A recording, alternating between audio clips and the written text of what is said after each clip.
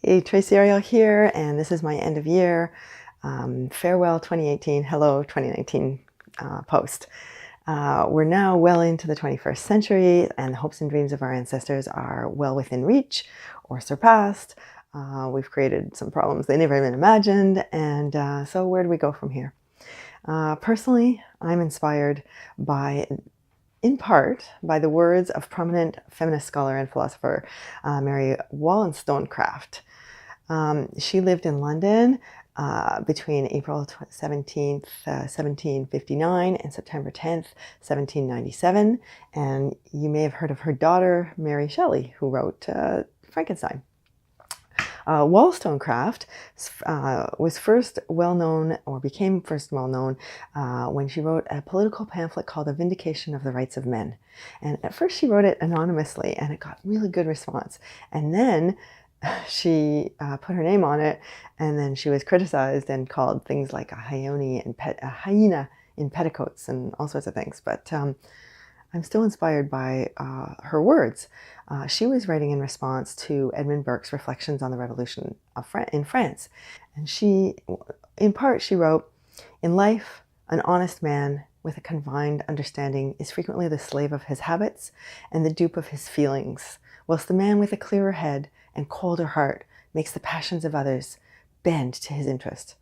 But truly sublime is the character that acts from principle and governs the inferior springs of activity without slackening their vigor, whose feelings give vital heart to his resolves, but never hurry him into feverish eccentricities." So this year, 2019, I will focus on acting from principle and governing the inferior springs of activity without slackening their vigor. I summarize this idea in a single word: peaceful. Before focusing on 2019, though, I think it's worth considering and reflecting on what happened in 2018. Now, if you've been following my blog or my articles in the Suburban, you know that the last year's began quite slow, despite my word for the year, which was active. Part of that was because I had trouble figuring out what to do with my government action intentions. My ego remained bruised from losing the municipal election in 2017. But more than that, during the election, I gave up a long-held conviction for neutral observance as a journalist and became clearly biased wannabe politician. And I still haven't figured out what to do with that, because both personas enabled me to live within my passion for public service. And I haven't figured out how to evolve further in that goal. So in 2018, I simply avoided writing about municipal politics, and I didn't write much journalism at all, in fact, as you'll know. Now, that didn't mean that I didn't continue my local involvement. I continued writing. I even wrote for a lot of private clients, and in that area, I've been studying behavioral science and the collaborative economy and how people participate in a just democratic society. And some of this work will be published over the next 2 years. I'm really looking forward to sharing it with you. And I also continued speaking and teaching people how to write well in 2018, and I plan to continue a lot more of that in 2019. The earliest speaking gig took place in February, and along with 2 other members from Genealogy Ensemble, we spoke about how we took our family history research and turned it into a book called Beads in a Necklace. The group presentation was at the British Isles Family History Society of Greater Ottawa in a wonderful venue called The Chamber, which is part of Ben Franklin Place on Centre Point Drive in Ottawa. And afterwards, we also got to meet with the organization's writing group, and we received a really warm welcome there as well. And so I turned my portion of the presentation at that event into a free course called 4 Steps to Profile Your Ancestors.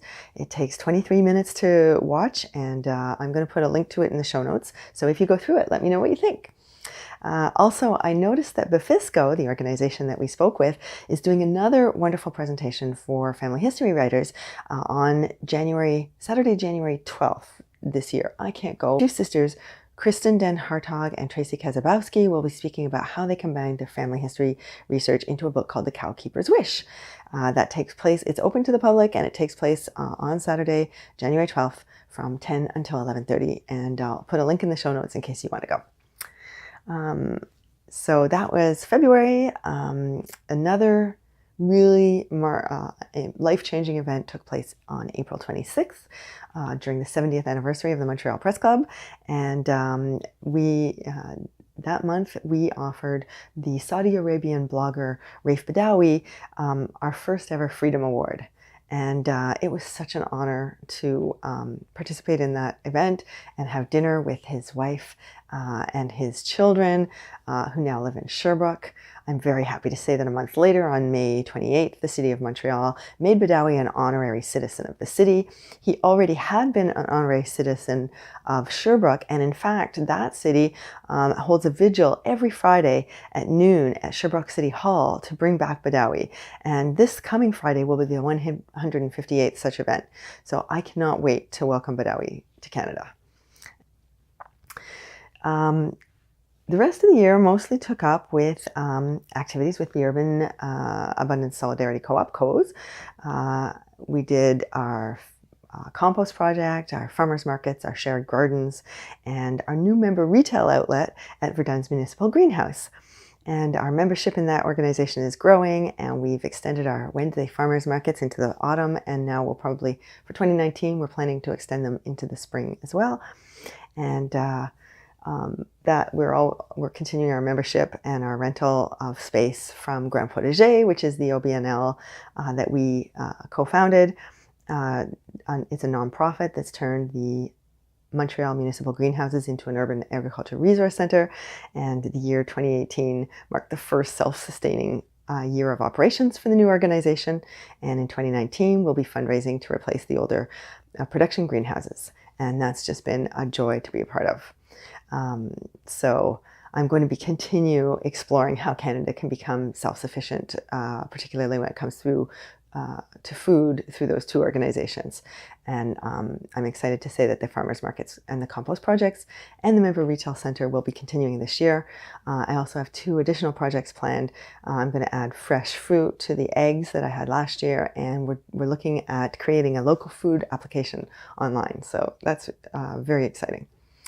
And in similar news, the year 2018 also marked the beginning of my audio investigation of what it means to be Canadian.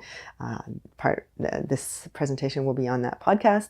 And during the year, I spoke to courageous, wonderful people working hard to make our country stronger and kinder while making sure that their own lives have meaning. And I hope you've been enjoying those interviews. I'm going to be continuing doing those in 2019. And I also plan to continue exploring the nature of truth. In my world, my philosophy means that truth is that which corresponds to reality. And my work encouraging Canadians to create notable nonfiction in the fields of business, genealogy, and journalism will continue. I'm also planning to explore and promote the incredible leaps and bounds we're taking in the fields of high tech and artificial intelligence while working hard to protect human health. There's no doubt that we're all undergoing a giant experiment right now, and I'm committed to reconciling those two realities. So part of that work will be my long-awaited book about how Canada changed because of World War II. If you'd like to be among the beta readers, I'll be recruiting for those in February or March. Just let me know. In the meantime, enjoy the beginning of what I hope will be a wonderful, productive year. For me, I'm particularly inspired by Thomas Paine's argument that each of us is born with equal rights and that the state must protect those rights while giving us the ability to keep control over its efforts through voting and other democratic innovations. And I also agree with Jean-Paul Sartre that each of us must choose what we do with our lives to ensure meaning, taking consideration Simone de Beauvoir's extension of his idea to encourage women to recognize our own freedom, and in so doing, free ourselves from a society whose rules and values have traditionally stemmed from men. So here's to freedom and meaning in 2019. Thanks for listening.